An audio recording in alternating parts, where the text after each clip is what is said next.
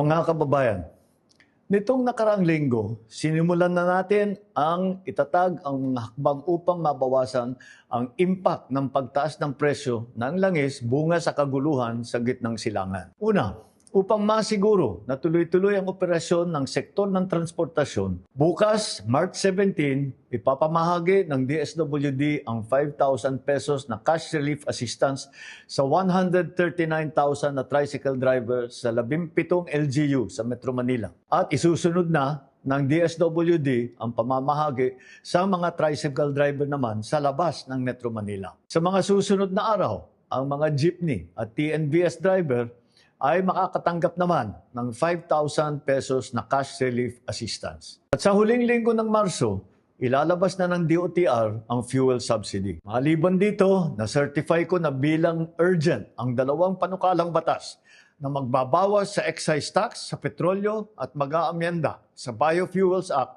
upang magamit natin ang mas murang bioethanol. Tuloy-tuloy din ang pagpapatupad ng Love Bus Program. Makakatulong po ito para makatipid sa pamasahe at gasolina ng taong bayan. Kaya't gamitin po ninyo ang libreng sakay sa Metro Cebu, Metro Davao at Metro Manila. Pangalawa, kailangan matiyak na may sapat na supply ng pagkain. Upang matulungan ang mga magsasaka at mangingisda, ipagpapatuloy ng DA, ang Department of Agriculture, ang pamimigay ng 3,000 pesos na fuel subsidy sa ating mga magsasaka.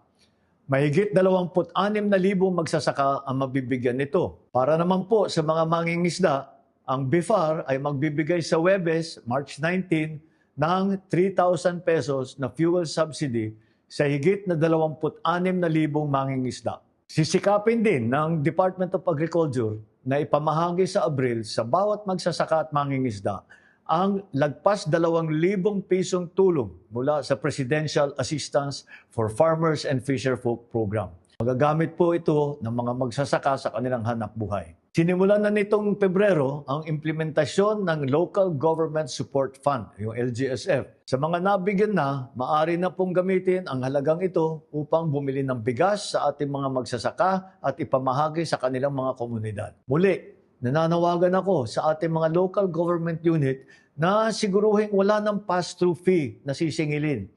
Nakarating sa akin na may ilang pang mga barangay na naniningil pa rito sa bawat sako ng palay at sasakyan.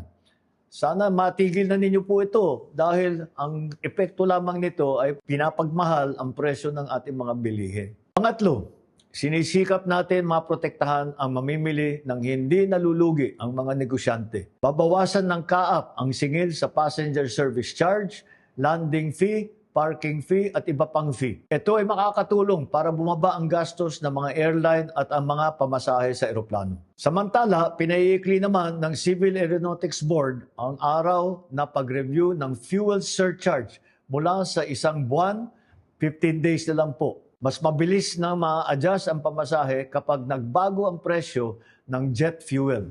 Ibig sabihin, kapag tumaas ang presyo ng jet fuel, mas kontrolado ang pagtaas ng airfare.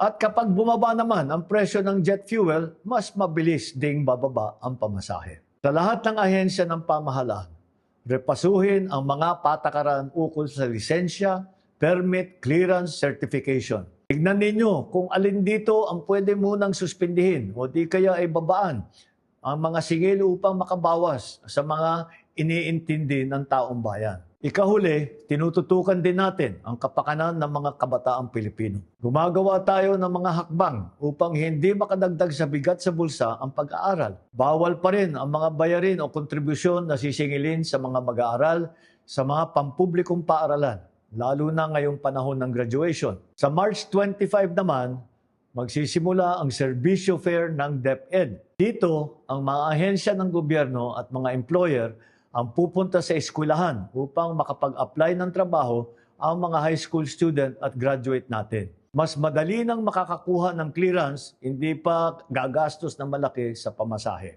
Mga kababayan, ngayon, higit kailanman, kailangan natin ang pagtutulungan ng bawat isa. Walang iwanan, Walang maiiwan sa pagharap natin sa hamong ito. Asahan ninyo ang patuloy namin paggawa ng mga hakbang upang maibsan ang mabigat na epekto ng kaganapan sa gitnang silangan sa taong bayan. Naway manatili ang ating tiwala sa isa't isa at ang pananampalataya na malagpasan din natin ang mga pagsubok. Dalangin natin ang kapayapaan at kaligtasan ng lahat. Marami pong salamat.